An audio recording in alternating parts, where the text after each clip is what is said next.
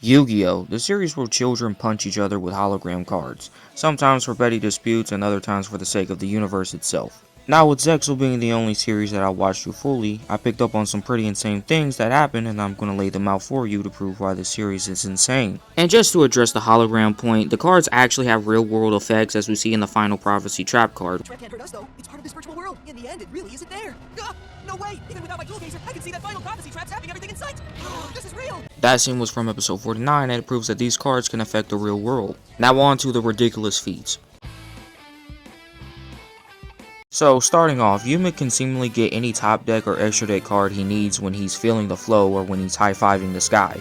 He does this in various instances, like when he first used C39 Utopia Ray, or in a second duel against Kite, which he performed a Shining Draw and got ZW Unicorn Spear. He later does this in the end of Season 2 in his duel with Trey to get ZW Phoenix Bow. On top of that, he can also draw multiple cards using Shining Draw, like in his duel with Vetrix where he drew ZW Lightning Blade, Half Unbreak, ZW Tornado Bringer, and Zexal Catapult, and used this to make ZW Leo Arms.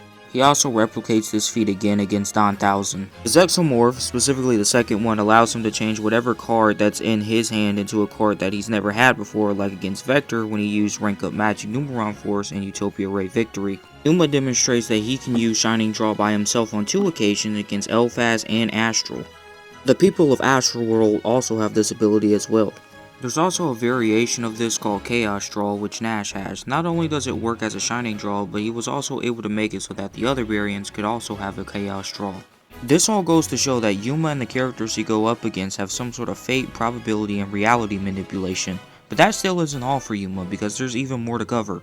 In episodes 95 to 98, Vector and Yuma's duel causes Sargasso, an in-between dimension that can summon black holes to collapse on itself. What's crazier is that a black hole literally spawned in and everybody who was dueling outside resisted getting sucked into it.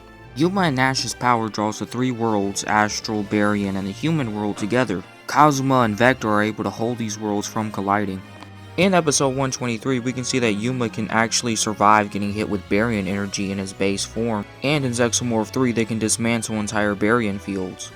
In episode 32, number 39 Utopia cuts the sun, although that is with the help of a trap card, and I don't know if it's literal, but you can take it either way. Also in episode 90, for some reason Yuma is able to survive being hit by a satellite laser. We also see in episode 121 that Astral is able to attack Don Thousand hard enough that it destroys most of Astral World. For reference, this is how big Astral World is. Also, Baryon World is the same size as this. So yeah, I'm sure you can see why Yu-Gi-Oh! Scaling is so busted, but there's still more to go through. So starting off, Don Thousand can absorb souls and manipulate memories. Yes, that's the starting point. Don Thousand shattered the dimensional barriers between Baryon World and the human world to combine them together and hold them together, and they were held together even after he was defeated. Don Thousand also warps reality with the Numeron code, so that way instead of Mizar playing Dragon King's Demise, he plays card of the Dragon King.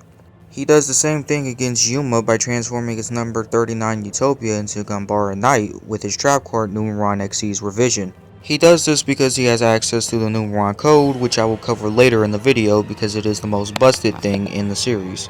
Don also amps number 96 to the point where his power was so great that it was destroying Baryon World, Astral World, and the human world. In episode 57 we see that Dyson Sphere is bigger than the sun, and it has a greater form with Chaos XC's summon using the whole Earth as an overlay unit. And Mizar is able to use Neo Galaxy Eyes Tachyon Dragon to destroy Chaos Dyson Sphere. Also, Neo Galaxy Eyes Tachyon Dragon can reverse time and negate effects. Kite and Quentin made an interdimensional teleporter. Kite also made Orbital 7, which is basically an all-in-purpose robot. It can be used as a spacesuit, a motorcycle, or even a fly, and a bunch of other things. Orbital 7 can also make a dual field where time moves at 1/1000 of a second. Only people with numbers can move freely in the field, and this will be massively hypersonic. Vector uses his trap giant sky sword to slash a fabric of reality. This temporarily erases Nash and Marin from existence. The Final Prophecy trap card was actively destroying the world. Here's where I'm going to be covering the most important and busted aspect of Zexal, and that is the Numeron Dragon and the Numeron Code.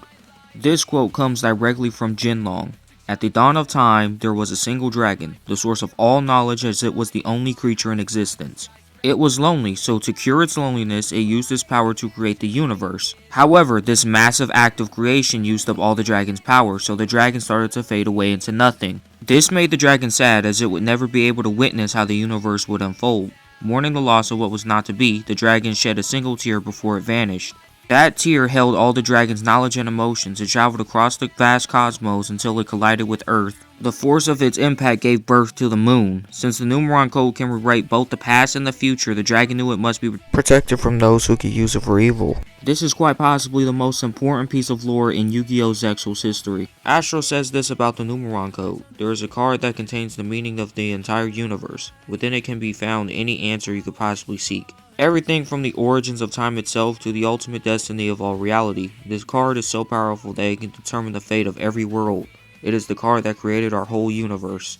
Another quote from Astral once he actually gains the power of the Numeron code says that it gives him the power to rewrite the future and the past. Astral used this in order to bring back those who perished back to life. And that's all. I'm pretty sure there are some more things that I could have covered, but I think I touched base on all the important stuff. I haven't made a power scaling or anime only focused video in a while, so this took more time than I thought it would. So I hope you enjoyed it. Thanks for watching, and I end my turn.